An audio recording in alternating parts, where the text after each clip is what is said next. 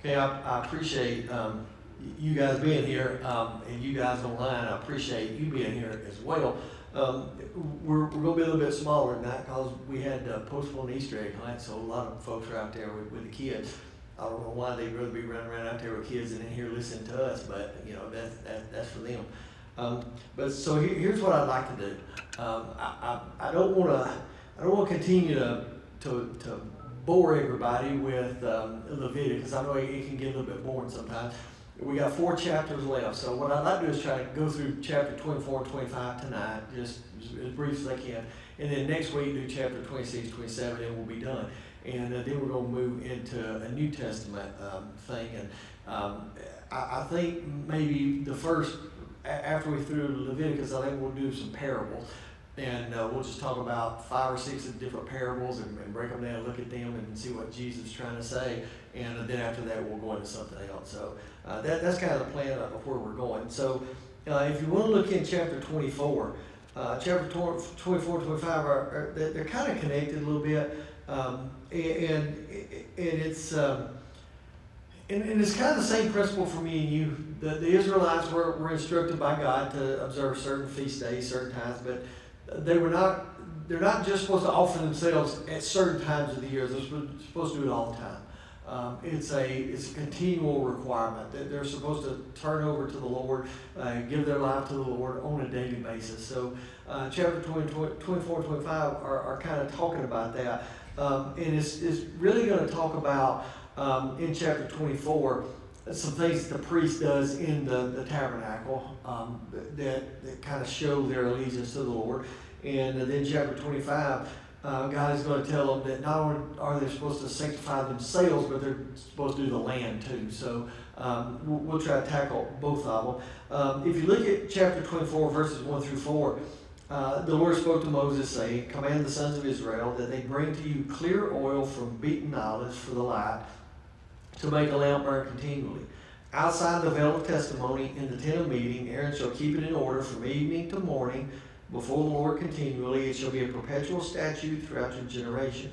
He shall keep the lamps in order on the pure gold lampstand before the Lord continually." So just to kind of summarize all this, the Israelites are required to donate the oil for the tabernacle. They get the great vineyards, the trees out there, and they're required to do that. And he even specifically tells them in here, in verse 1, that it's supposed to be beaten oil. And for some reason, I don't know why, because I guess because we don't do this here, but beaten oil or crushing it provides a clearer oil, a better oil. So God's instructing the Israelites to collect oil, beat the oil, crush the oil, make it I guess like a very pure kind of oil, and because I think some do with the heating process, it heats better in the lamp, and then they're going to take that to the tabernacle. They're going to hand it over to the priest. So the priest's going to have a job when he gets there. So in verses 1 through 4, he talks about the oil. Then it says that he's going to do it in verse 4 on the lampstand, the pure gold lampstand. Lampstand are going to burn continually in the tabernacle, in the holy place. These lampstands are never going to go out. They're going to burn all day long. And the ordinary Israelite, the citizen Israelite, is required to do the oil. They're going to beat the oil, crush the oil, get it all ready, bring it to the tabernacle, give it to the priest. And then the priest has really one big job, and his job is to man these lampstands day and night. It's all night thing.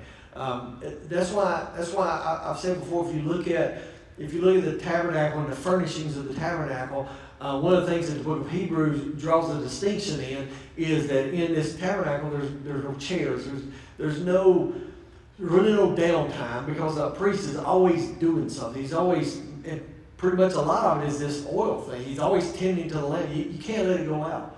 God said you have to keep it burning continually, because it's a symbol of God's presence to the people and their purity.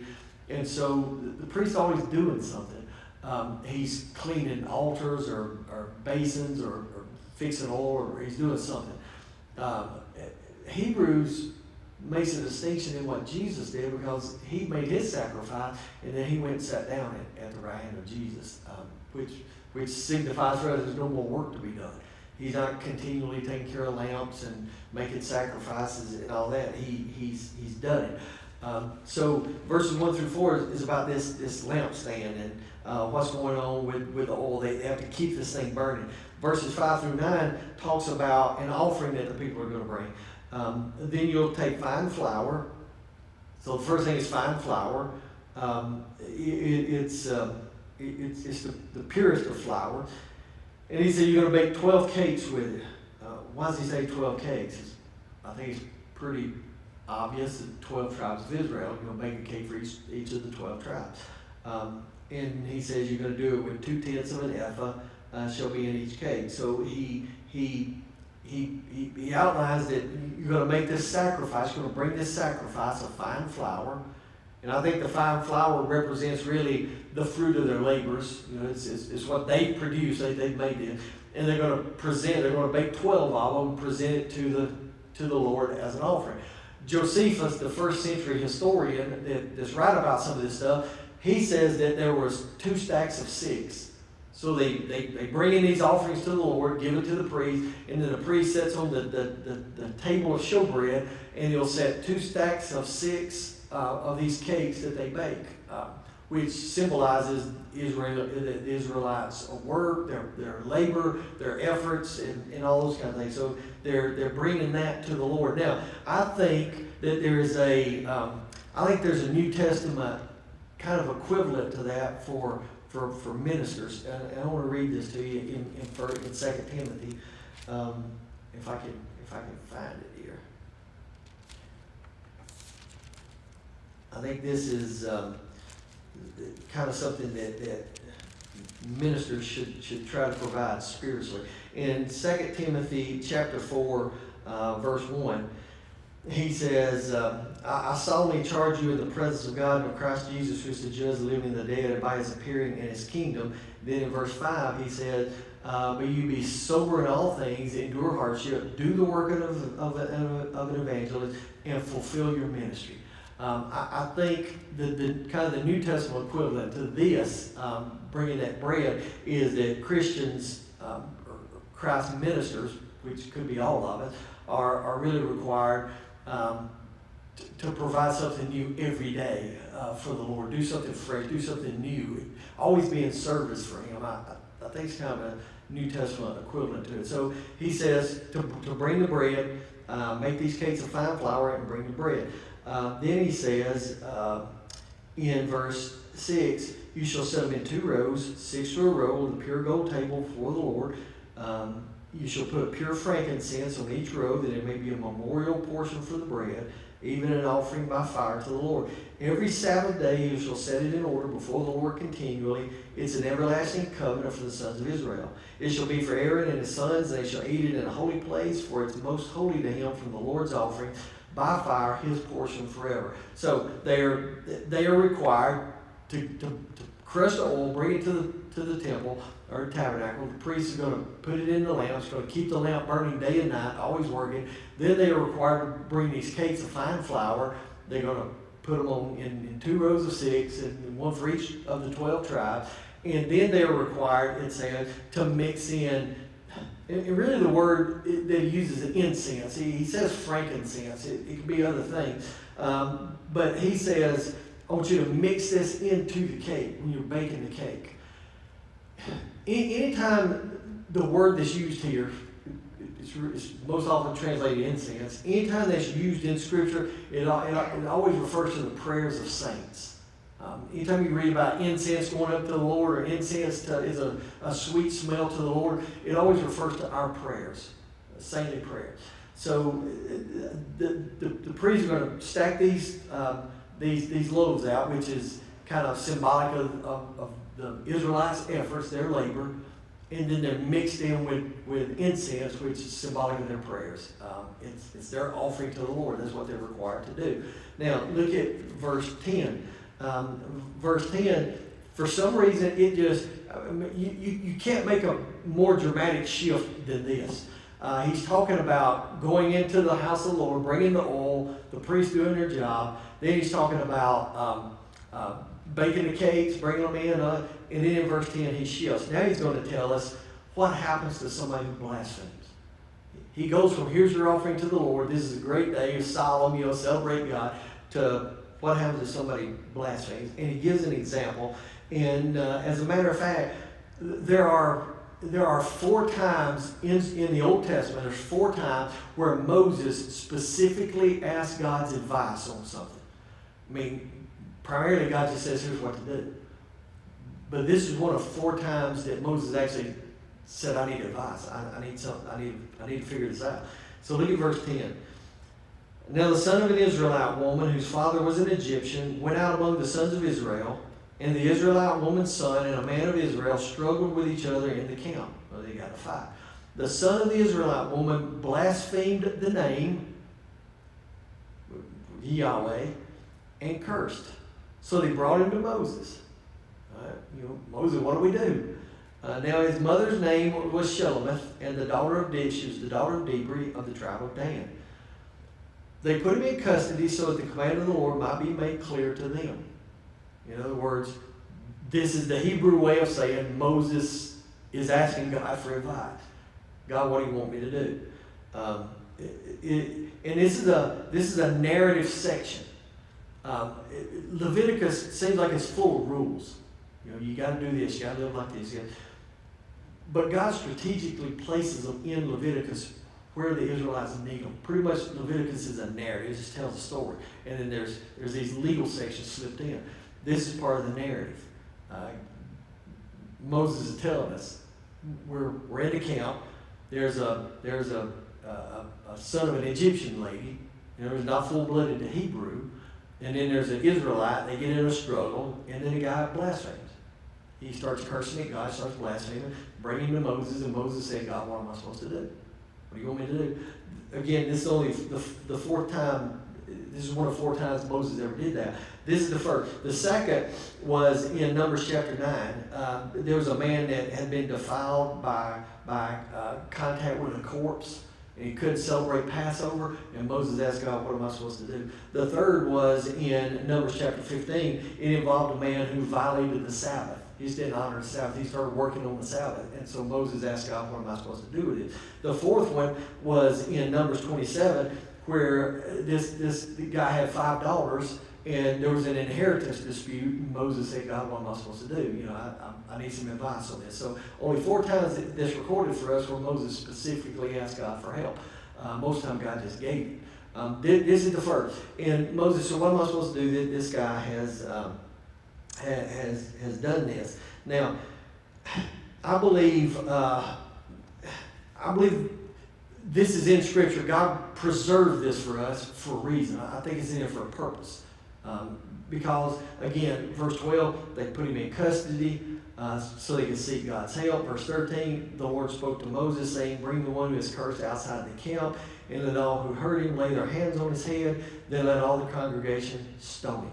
And in verse 15, you shall speak to the sons of Israel, saying, if anybody curses his God, then he'll bear his sin. Moreover, the one who blasphemes the name of the Lord shall surely be put to death. All the congregation shall certainly stone him, the alien as well as the native, when he blasphemes the name, shall be put to death. So I think it's in here not only because it took place at a time when God is telling them about sanctification. I mean, this is right in the middle of God saying, here's how to be sanctified. You're going to bring oil to the tabernacle. You're going to bake these cakes and make these offerings to the Lord. So God is in the middle of telling them how to be sanctified, how to be holy. And in the middle of that, Moses interjects this narrative story again. He says, okay, let me tell you about this. In the middle of God telling us how to be holy, there's this guy who blasphemed God. And so I had to ask God's advice on this because God's in the middle of telling us how to be holy. This guy's certainly not acting holy. So it illustrates for us that God regards people who despise His word, the ceremony, the sanctifications of God. God despises them, really. In other words, he has a serious problem with this kind of stuff. It's a warning to people. Matter of fact, God gave 2 warnings. Do you remember when we talked in chapter 10 about Nadab and Abihu, the high priest's son, and they basically worshiped God the way He didn't ask to be worshipped. They introduced strange incense to the proceedings, and God struck them dead, that was a warning to the priest. God warned the priest, do what I tell you to do. You have to make the sacrifice like I ask you. You have to take care of the tabernacle I ask you. If you don't, there's consequences. This is a warning to the people. This is a warning to me and you. I mean, by extension it is. And it's a warning that God wants us to live a certain way. He wants us to try to adopt some standards.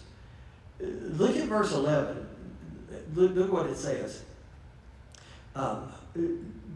It says he blasphemed the name. He specifically doesn't say Yahweh, but it says he cursed. So I think the blasphemy involved him cursing Yahweh. He cursed at God, whether whatever that I think using God's name in a curse. I think using God's name kind of inappropriately. It's not just curse words. I think it's invoking the name of God, Jesus, in inappropriate ways. But he didn't use the name Yahweh. It's because the Jews started understanding that, and I think this is our problem. I think this is one of the big problems we have. The Jews regarded blaspheming God's name as using it flippantly, just not reverent. And being reverent means I'm in awe, I'm in wonder, I'm just awestruck at who you are. I think modern day people have a problem with that. I mean, if you watch TV or you watch a movie now, they'll just throw out the name Jesus Christ, and they're not intending it to be holy. They just say the name, just throw it out there. They say words that I don't even want to give you a euphemism for, because you know what I'm talking about when you use the nasty words. You're using God's name in it. That just makes the skin on my neck stand. I can't stand that word. The Jews took it a little bit further than that in a way. They thought anytime you used the name of God just in a flippant way, just not serious, that was blaspheming God. So they started doing like Moses does in verse 11. They didn't say God, they didn't say Yahweh. They called God the name Hashem in Hebrew, Hashem. So if you were to talk to a Hasidic Jew or an Orthodox Jew today, if you were to talk to them and just start talking to them about God and church and all this kind of stuff, you'd never hear them say Yahweh. They would say Hashem. Hashem told me to do this. Hashem. They say the name because they're afraid that if they just kind of haphazardly use the name of Yahweh, use the name of God, that it could be construed as blasphemy. So that's why that name is in there. That's why it says the name instead of Yahweh. I think God is sending us a message or sending messages to people about the use of his name as a holy thing. And this evidently didn't do that. So look what God said. God said, I want you to take him out, and I want everybody in the city to put their hands on him, which means that when they put their hands on him, it means that their hands kind of symbolize, it's almost like if I hear this is what God means by this. If I hear that guy blaspheming, then the blaspheming sin comes on me because I hear it. It's in my ears, I hear it's in my head. And so God said, take them out outside the camp, put your hands on them, and that's their way of transferring that sin back to that person. Because they sinned in my presence, I heard it affected me, so I'm giving it back to them, I'm getting it off me. And then God said, and then everybody stoned. You take them out and kill them. In other words, there's a terrible warning here for people that blaspheme against God and don't hold it, don't take it serious. Now, we're going to shift a little bit more in verse 17. If a man takes the life of any human being, he shall surely be put to death. The one who takes the life, in other words, corporal punishment, death penalty, kill somebody, you get killed. The one who takes the life of an animal shall make it good life for life. Kill somebody's cow, give them a cow. That's pretty equitable justice. Verse 19, if a man injures his neighbor just as he has done, so it shall be done to him. So if you go and do something to your neighbor, then the same thing's done to you. Then he gives us an example. Fracture for fracture. Break your neighbor's arm, he'll break your arm. Then you're even. Eye for an eye. Gouge out my eye, gouge out your eye. Tooth for a tooth, knock my tooth out, knock your tooth out. Just as he injured a man, so it shall be inflicted on him. Now, in the principle for this, it's a Roman principle, it's a legal principle. It's called lex talionis. It's retribution justice. You what they did to you, do to them.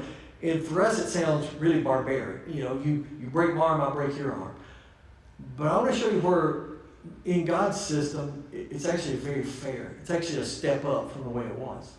Because before this principle, if you break my arm, then I'll kill you. I just kill you. We just kill each other. You do something to me, you kill my cow, I'm going to kill you. Or I'll kill 10 of yours. That's the way it was. God said we're going to make this equitable. We're going to make this real justice. It's going to be kind of reciprocal. Whatever you do to me, I do to you. I don't take it further than that. You break my arm, I don't break 2 of yours, I'll break 1 of yours. And for us, it sounds, well, that's crazy. That's still barbaric. We're talking about tooth for a tooth and all this stuff. But for them, when they heard this, they had to be thinking, man, this is some serious, next level, modern day justice stuff. This is pretty good. Because we're not just, taking it to the extreme. So that's what God says here. And then he says, in verse 21, the one who kills an animal shall make it good, but the one who kills a man shall be put to death. In other words, does God believe in the death penalty? Yeah, that's what he's saying. There shall be one standard for you. It shall be for the stranger as well as the native, for I am the Lord your God. In other words, just because you're a stranger in the land doesn't mean you're exempt. Then Moses spoke to the sons of Israel. They brought the one who had cursed outside the camp and stoned him with stones. Thus the sons of Israel did just as the Lord had commanded Moses. So that's the justice aspect of it. Now, let me tell you how this changed in the New Testament. In the New Testament, theologians call it the tit for tat. We don't live tit for tat. We don't live like this. A Christian is not characterized by eye for an eye, tooth for a tooth. You hurt me, I'll go out and hurt you. It's just not the way we do it. The New Testament says that Christians are characterized by selfless love. We don't get vengeance. We don't play this game back and forth.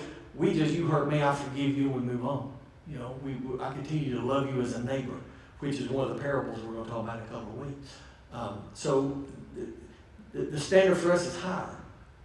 We don't get to do this retribution type stuff.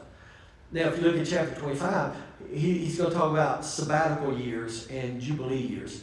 And it really, this concludes the discussion of law. This is the last part of the law section in there. And it's only about land ownership. And it's the only place in the Pentateuch, the first 5 books, is the only place where land ownership is discussed. We're talking about owning land. And they regard the promised land, and it tells people, God is basically saying, I own you, you're my people, and this is my land. It's mine. I gave it to you, and I let you live here, but it's my land. So look at verse 1. The Lord then spoke to Moses at Mount Sinai, saying, Speak to the sons of Israel, and say to them, When you come into the land which I shall give you, then the land shall have a Sabbath to the Lord. So even the land gets a Sabbath. What's our Sabbath? Every 7th day. God created the world in 6 days. On the Sabbath, on the 7th, he rested 7 days. Now the land gets a Sabbath, but it's a year. So look what he says. Verse 2, 6 years you'll sow your field, and 6 years you shall prune your vineyard and gather its crops. But during the 7th year, the land shall have a Sabbath rest. A Sabbath to the Lord. You shall not sow your field nor prune your vineyard. So you tend your crops for 6 years, and then year 7, you don't do anything. And people are like, well, what are we doing for survival? We have to eat. This is where God wants them to trust him. This is where God's going to tell them, I'm going to provide for you. You don't have to worry about it that year. I'll take care of you. Everything's going to be given by me. Verse 5, your harvest after growth you shall not reap. your grapes of untrimmed vines you shall not gather. The land shall have a sabbatical year. And we're going to get into this sabbatical year in just a minute, because this is the big part of it. This sabbatical year, every 7 years. Verse 7, even your cattle and the animals that are in your land shall have all its crops to eat. You are also to count off 7 Sabbaths of years for yourself. 7 times 7 years. So you have the time of 7 Sabbaths of years, namely 49 years. All right? So now we're getting into something different. Every 7th year is a Sabbath year. Every 7th year you don't plant, you don't do anything. Verse 8, then you're going to count off 7 Sabbaths, or 49 years. Every 49 years is going to be something different. Verse 9, you shall then sound a ram's horn abroad on the 10th day of the 7th month. On the Day of Atonement, you shall sound a horn all through your land. So, hopefully you remember, we talked about the Day of Atonement a while back, that one day a year when the high priest would go in the Holy of Holies, a very special day for them, Yom Kippur. On that day, every 50th year, they blow a shofar. And each of the sounds of the shofar means something different. If they're going to battle, they blow it one way. They're going to do crops, they do it one way. They come into worship, they do it another way. The Sabbath year was another one.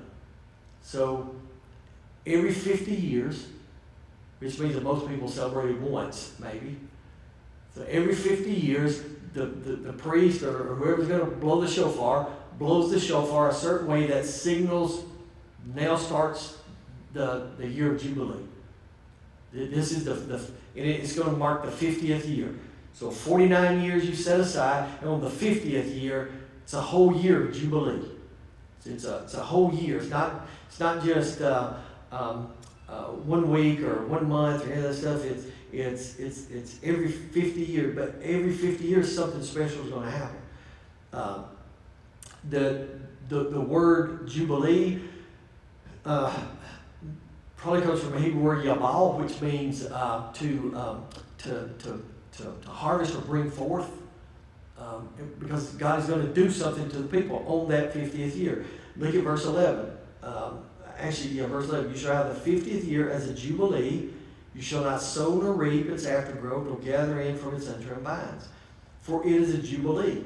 It shall be holy to you. You shall eat its crops out of the field. On this year of jubilee, each of you shall return to his own property. If you make a sale, moreover, to your friend or buy from your friend's hand, you shall not wrong one another. Corresponding to the number of years after the Jubilee, you shall buy from your friend. He is to sell you according to the number of years of crops. In proportion to the extent of the years, you shall increase its price, and in proportion to the fewness of the year, you shall diminish its price, for its number of crops is selling to you. All right, so here's basically what he's saying in verses 8 through 12. If every 50th year, the land goes back to the original owner.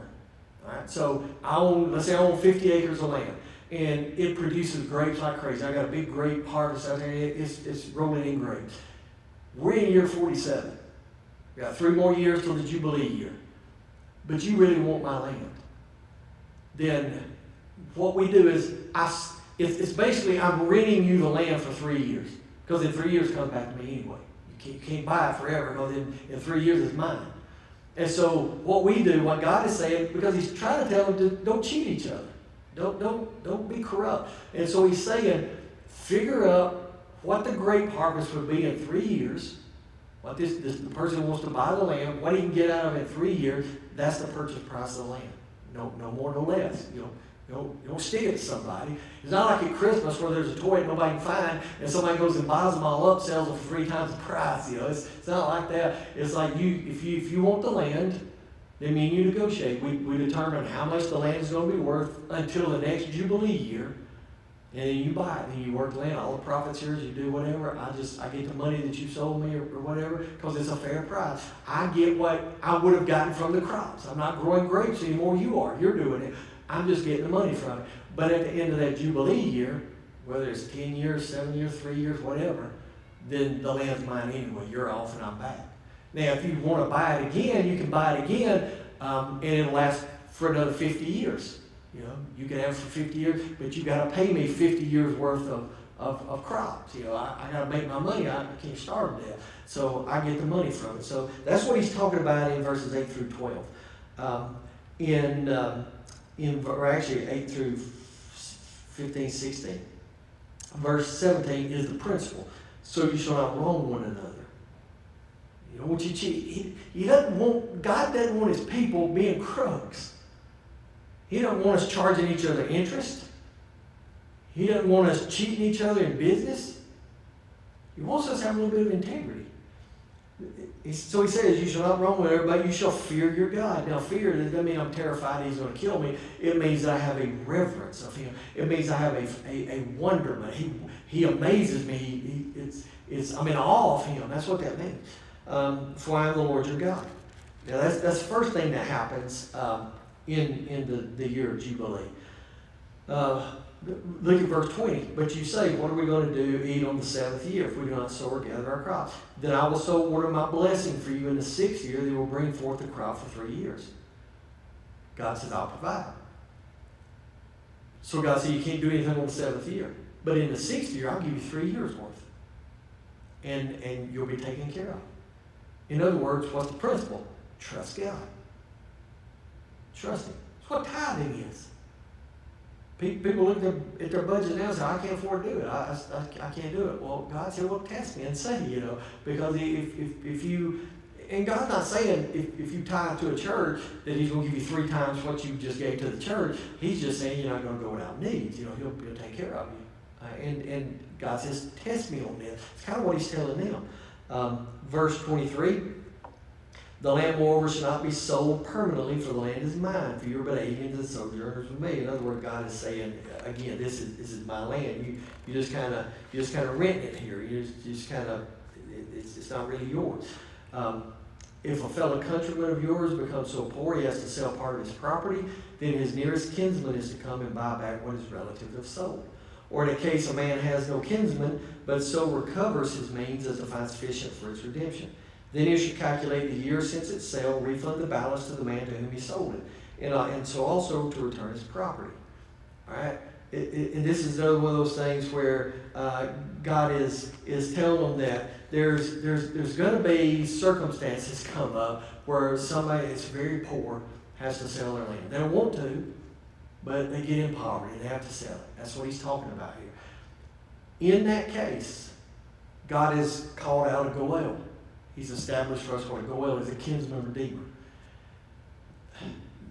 And all this ties into to Boaz and Ruth. It ties into Jesus. It's all the same thing. In this particular case, I'm an Israeli. I'm suffering. I have to sell my land. I don't want to because it's my family land. It's been with me for a while. So I sell it. Then my kinsman redeemer, my closest relative. And there's 3 conditions that the book of Ruth gives, or Leviticus gives. If he is willing to do it, if he's willing to buy back my land, if he's able to do it, if he's got the money to do it, and if he is my Goel, my kinsman redeemer, if he is kin to me, then he can go to the person that bought my land and he can buy it back.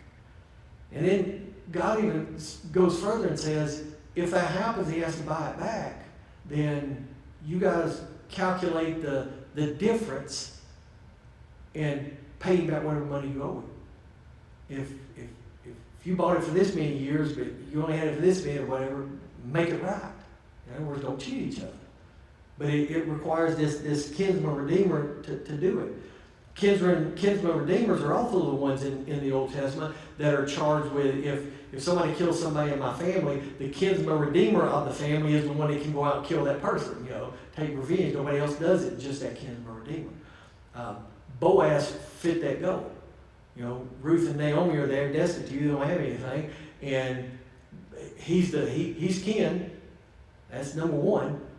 Number 2, he's willing to do it. He's willing to help them. Number 3, he can. He's got all his money, so he buys back what is theirs and gives it back to Naomi and Ruth. Then he marries Ruth, and they eventually have David, and or their line comes to David, which ends up coming to the Messiah.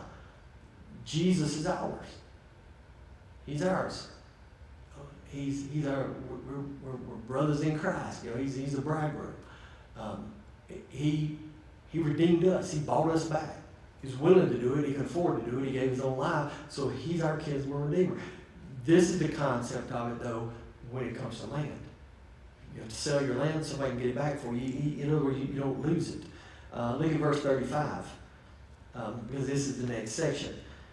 Now, in case a countryman of yours becomes poor and his means with regard to you falter, then you are to sustain him like a stranger or sojourner, that he may live with you.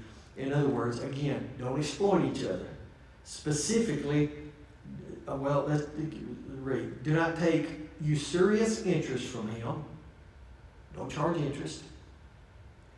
If somebody is poor, they start to falter on a debt to you, help him. Sustain him. Don't charge him interest. Don't try to hurt him. Verse 37, you shall not give him your silver at interest, nor your food for gain. I am the Lord your God who brought you out of the land of Egypt to give you the land of Canaan and to be your God. If a countryman of yours becomes so poor with regard to you that he sells himself to you, you shall not subject him to a slave's service. He shall be with you as a hired man, as if he were a sojourner. He shall serve with you until the year of Jubilee. He shall then go out from you, he and his sons with him, and shall go back to his family, that he may return to the property of his forefathers. So, if I'm so poor and I don't really have land, I can sell myself. I can say, well, I'll be yours. But look what God said. If somebody does that, they're not your slave. They're your helper. They're your hired helper. In other words, you pay them a wage, help them find a place to live, take care of them, because they're hurting. And so you're extending mercy to them, just like God did to us. And they're going to remain your servant. They're going to remain your slave until the year of Jubilee. So if that's 30 years, 20 years, 5 years, whatever, they're going to stay with you. Now, here's the thing about this. Because people use verses like this during the Civil War. Try to justify or not justify slavery. And I'll just tell you up front, there's nowhere in the Bible where God says slavery is wrong. What God says is the abuse of slaves is wrong. But our terminology for slaves is different than theirs. Where God uses the word slave is an indentured servant. This is where somebody says, I can't afford to live. So I'll hire myself out to you. I'll be yours if you're willing to help me out. And so then I'll work for you. I mean, you tell me what to do. You tell me I can go clean out the stalls, I'll clean the stalls. You tell me to deliver hay, I'll do the hay. You tell me to wash your floors, I'll wash your floor. Whatever you want me to do, I'll do. I'm yours. But you pay me for it. You give me food, you give me a place to live, you take care of me. And I'm going to work hard for you. You're not going to abuse me. I'm not going to abuse you. We're going to work together and be fine. And then at the year of Jubilee, every 50th year, whenever that Jubilee year comes around, then I'm free. I go back to my house. I get my land back. And everything is back to square one. It gives people a fresh start. It's exactly what Jesus did for us. When Jesus died on the cross and we accept him, what we said to him is, I want this to be my year of Jubilee. I want a fresh start.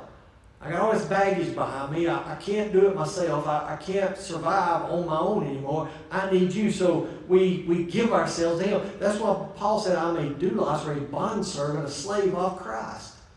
I'm his. I do what he tells me to do. And I'm his. Except for every 50 years, I'm not freed from that. I'm with him forever. Now, the last, from verse 47 down through the end of the chapter, it's the same thing. He's talking about purchasing people and letting them go at the end of the year and all that kind of stuff. Now, what I want to point out is you'll hear two different phrases of things that took place in the Old Testament. One is a kinsman redeemer, and we talked about that. It's your nearest relative that can help you out. He's got the means to do it. He's got the willingness to do it. People ask me questions a good bit. And one of the ones that people always get confused on, if they're really trying to study the Old Testament, is the difference between a kinsman redeemer and a Levirate marriage.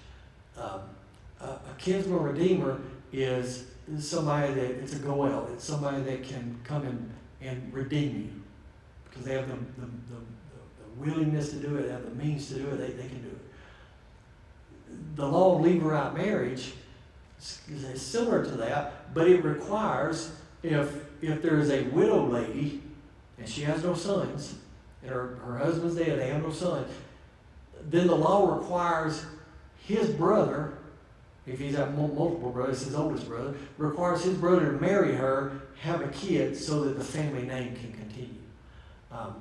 So when you read the Old Testament, there's two laws that kind of run close together. That's the two of them: kinsman redeemer and the Levirate marriage. They're not the same thing, although they are a little bit similar. So if you ever hear those terms, that's what he's talking about. So this is what God, this is the way God wants the land to be calculated and dealt. In other words, God says the land's holy too.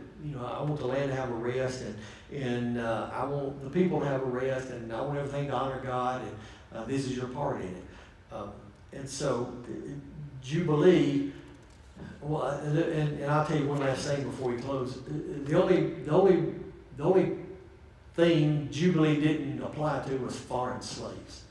If you're a foreigner and you're a slave, Jubilee doesn't apply to you. It's just Israelites. The Israelite people can be let go. So